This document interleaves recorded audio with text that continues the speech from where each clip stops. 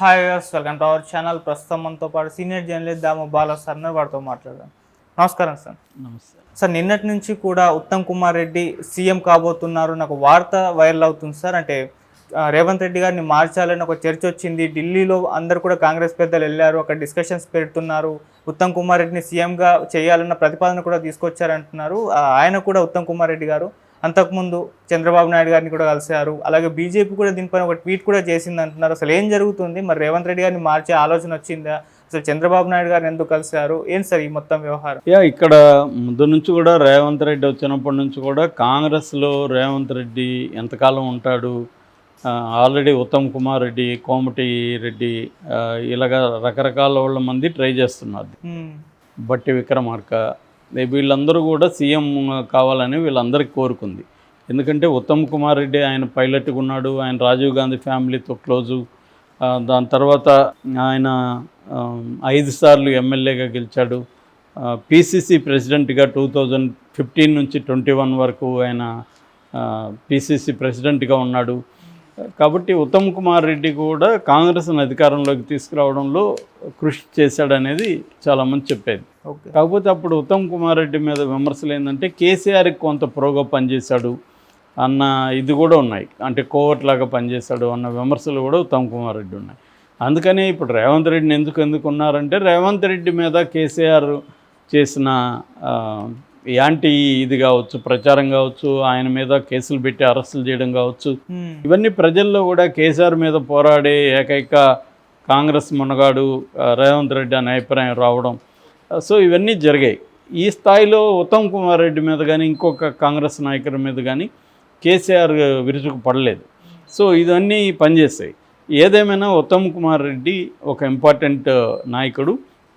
అయితే ఇప్పుడు రేవంత్ రెడ్డి మీద కొన్ని మెల్లమెల్లగా వీళ్ళు కుట్ర పన్నుతున్నారు అని ఒక వార్తలు వస్తున్నాయి. ఇందులో ఉత్తమ్ కుమార్ రెడ్డి చాలా ముందున్నాడు.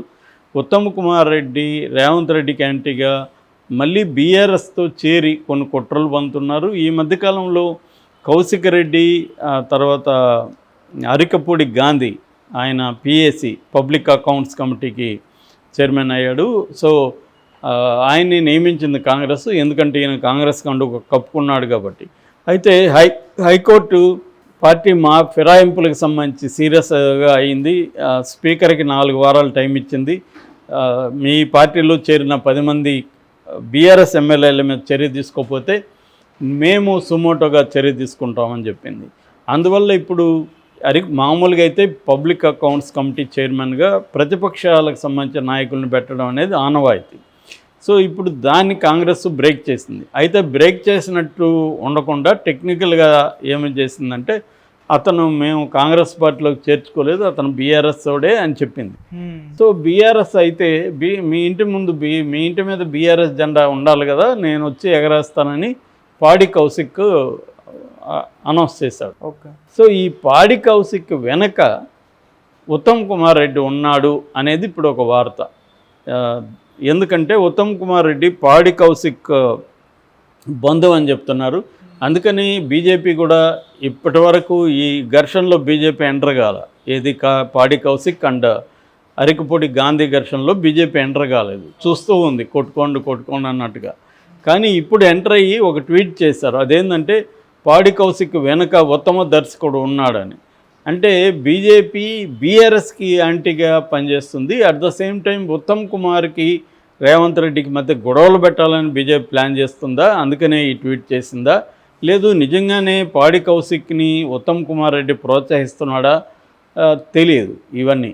కానీ ఇవి చూస్తే ఉత్తమ్ కుమార్ రెడ్డి యాక్టివ్గా అయినట్టుగా కనబడుతుంది. రెండవది, ఉత్తమ్ కుమార్ రెడ్డి మొన్న వెళ్ళి చంద్రబాబుని కలిసి వచ్చాడు. అది ఎందుకు కలిశాడనేది రివీల్ కాలేదు. ఎందుకంటే ఈయన ఇక్కడ ఉత్తమ్ కుమార్ రెడ్డి నీటిపారుదల శాఖ, తర్వాత సివిల్ సప్లైస్ శాఖకి మంత్రిగా ఉన్నాడు తెలంగాణలో. మరి ఆ హోదాలో వెళ్ళాడా, వ్యక్తిగత హోదాలో వెళ్ళాడా అనేది క్లారిఫికేషన్ లేదు. సో చంద్రబాబుని కలిసిన తర్వాత రేవంత్ రెడ్డి ఢిల్లీ వెళ్ళినప్పుడు ఉత్తమ్ కుమార్ రెడ్డి వీళ్ళందరూ ఢిల్లీ వెళ్ళారు. ఎందుకంటే పిసిసి కొత్త ప్రెసిడెంట్గా వచ్చిన మహేష్ కుమార్ గౌడ్ ఛార్జ్ తీసుకున్నారు కాబట్టి. సో అప్పుడు ఒక వార్త గుప్పమంది. అదేంటంటే కాబోయే ముఖ్యమంత్రి ఇక్కడ ఉత్తమ్ కుమార్ రెడ్డి అంట, రేవంత్ రెడ్డిని తీసేస్తున్నారంట అనే ఒక వార్త వచ్చింది. రేవంత్ రెడ్డిని ఎందుకు తీసేస్తారు కాంగ్రెస్ అంటే రేవంత్ రెడ్డి పెర్ఫార్మెన్స్ బాగాలేదు, రేవంత్ రెడ్డి ఎంపీ ఎలక్షన్లో పెర్ఫార్మెన్స్ ఖచ్చితంగా బ్యాడ్గా ఉంది, అందుకనే బీజేపీకి 4 నుంచి 8 స్థానాలకి ఎంపీ వెళ్ళగలిగారు, కాంగ్రెస్ పెర్ఫార్మెన్స్ చేయలేకపోయింది. అట్లాగే బీఆర్ఎస్ని డీల్ చేయడంలో కూడా రేవంత్ రెడ్డి తప్పటడుగులు వేశాడు. ఇప్పుడు బీఆర్ఎస్ నుంచి వేరే వాళ్ళు రావడానికి కూడా భయపడే పరిస్థితి ఉంది. రేవంత్ రెడ్డి వచ్చిన వాళ్ళని సముచితంగా గౌరవించడంలో ఫెయిల్యూర్ అయ్యాడు. అట్లాగే కాంగ్రెస్ పార్టీలో మిగతా వాళ్ళని కలుపుకోకపోవడంలో కూడా బిగినింగ్లో ఉన్నంతగా రేవంత్ రెడ్డి మెల్లమెల్లగా వాళ్ళని పక్కన పెట్టడం అనేది ఉంది. అట్లాగే అవినీతి ఆరోపణలు కూడా పెద్ద ఎత్తున రేవంత్ రెడ్డి మీద వచ్చాయి. వాళ్ళ ఫ్యామిలీ వాళ్ళందరూ కలిసి పెద్ద ఎత్తున అవినీతి చేస్తున్నారనేది వచ్చాయి. ఇంకొక విషయం ఏంటంటే రేవంత్ రెడ్డి హైదరాబాద్లో హైడ్రాని పెట్టడం అనేది పెట్టి దాని కాంగ్రెస్ పల్లంరాజు లాంటి సీనియర్ కాంగ్రెస్ నాయకుల ఫ్యామిలీ మెంబర్స్ చెందిన బిల్డింగ్లను కూడా కూలగొట్టడం, ఇంకా నేను కూలగొడతానని చెప్పడం, ఇది కూడా ప్రెజర్ క్రియేట్ చేసిందని చెప్తున్నారు. సో ఈ ప్రెజర్స్లో చంద్రబాబు కూడా ఉత్తమ్ కుమార్ రెడ్డి వైపు మొగ్గాడనే వార్త కూడా ఒకటి వస్తుంది. ఎందుకంటే చంద్రబాబుకి ఇబ్బంది కలిగే విధంగా కూడా రేవంత్ రెడ్డి ఈ మధ్య మాట్లాడుతున్నాడు. మొన్న వరదలప్పుడు కూడా మీరు ఖమ్మం పక్కనున్న కృష్ణా జిల్లా చూడండి, ఎవరు బాగా చేశారో మీరే చెప్పండి అన్నట్టుగా ఆయన మీడియాలో మాట్లాడారు. ఇది చంద్రబాబుకి ఇబ్బంది. ఆల్రెడీ చంద్రబాబు బాగా చేయలేదని జగన్ అక్కడ మాట్లాడుతుంటే రేవంత్ రెడ్డి కూడా ఇదే మాట చెప్తే వైసీపీ వాళ్ళు దాన్ని ఉపయోగించుకోకుండా ఉంటారా? వాళ్ళు బ్రహ్మాండంగా రేవంత్ రెడ్డి వీడియోను ఉపయోగించుకున్నారు. దీనివల్ల అక్కడ చంద్రబాబు ఇమేజ్కి ఇబ్బంది కలిగింది.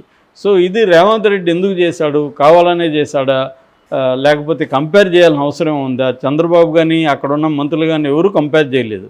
ఇక్కడ ఎందుకు కంపేర్ చేశాడు, రేవంత్ రెడ్డి ఎందుకు చేశాడు అన్న ఇది కూడా ఉంది. సో అట్లాగే ఇక్కడ తెలుగుదేశం బలపడనీయకుండా కూడా రేవంత్ రెడ్డి స్కెచ్ చేస్తున్నాడు.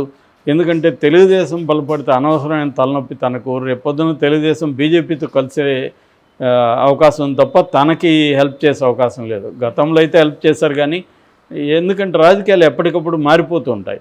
ఇప్పుడు నెక్స్ట్ బీజేపీతో టైప్ తెలుగుదేశం పెట్టుకుంటే ఆ మేరకి రేవంత్ రెడ్డికి ఇబ్బంది. సో అందుకని రేవంత్ రెడ్డి తెలుగుదేశాన్ని రానియకుండా చూసుకోవాలనే ప్లాన్ ఉంది. రెండోది, తెలుగుదేశానికి వస్తే బీఆర్ఎస్ కూడా బలపడే అవకాశం ఉంది. ఎందుకంటే చంద్రబాబు తెలంగాణకు వస్తే మళ్ళీ ఆంధ్రుల దీనికి వెళ్ళిపోతుంది, చంద్రబాబుకి రేవంత్ రెడ్డి హెల్ప్ చేస్తున్నాడు అని బీఆర్ఎస్ ఒక నెరేటివ్ని తీసుకెళ్తుంది. అందుకనే మన కేసీఆర్ వెయిట్ చేస్తున్నాడు, చంద్రబాబు రావాలని కోరుకుంటున్నాడు, తెలంగాణకి వస్తే మళ్ళీ చంద్రబాబుని ఉపయోగించుకొని 2018లో ఎట్లాగైతే చంద్రబాబు బూచిని చూపించి తాను గెలిచాడో మళ్ళీ చంద్రబాబును ఉపయోగించుకుందాం అనేది కేసీఆర్ ప్లాన్. సో ఈ కాంటెక్స్ట్లో రేవంత్ రెడ్డిని మారిస్తే కొంత బెటర్గా ఉంటుంది అనేది కాంగ్రెస్ అనుకునింది అనేది ఒక వెర్షన్. ఎందుకంటే కర్ణాటకలో కూడా సిద్ధరామయ్యని తీసేయాలన్న ఆలోచనలో వాళ్ళు కుంభకోణాలు స్టార్ట్ అయినాయి కాబట్టి ఆలోచనలు ఉన్నారు. సో ఇక్కడ కూడా ఇది చేయాలని, ఇటు చంద్రబాబు కూడా తనకు కాంగ్రెస్లో ఉన్న పలుకుబడి రీత్యా రేవంత్ రెడ్డిని తప్పించాలని చంద్రబాబు కూడా అనుకుంటున్నాడన్న వెర్షన్ బయటకు వచ్చింది. ఎందుకంటే ఈ ఉత్తమ్ కుమార్ ఇష్యూని తెలుగుదేశం మీడియా కూడా ఫోకస్ బాగానే చేసింది. సో దీని వెనక మరి చంద్రబాబు ఉన్నాడా, ఎవరున్నారు, రాహుల్ గాంధీని అనుకుంటున్నాడా అనేది అయితే తెలియదు. ఇప్పటి వరకు అయితే ఓపెన్గా అయితే రేవంత్ రెడ్డికి థ్రెట్ ఉన్నట్టయితే ఏమి కనబడలేదు. కానీ అండర్ కరెంట్గా థ్రెట్ కనిపిస్తుందా అనేది చూడాలి. ఏమైనా రేవంత్ రెడ్డిని తీసేసి ఉత్తమ్ కుమార్ రెడ్డిని సీఎంగా పెడుతున్నారు అన్న వార్త అయితే గుప్పుమని వస్తుంది. Okay sir, thank you so much.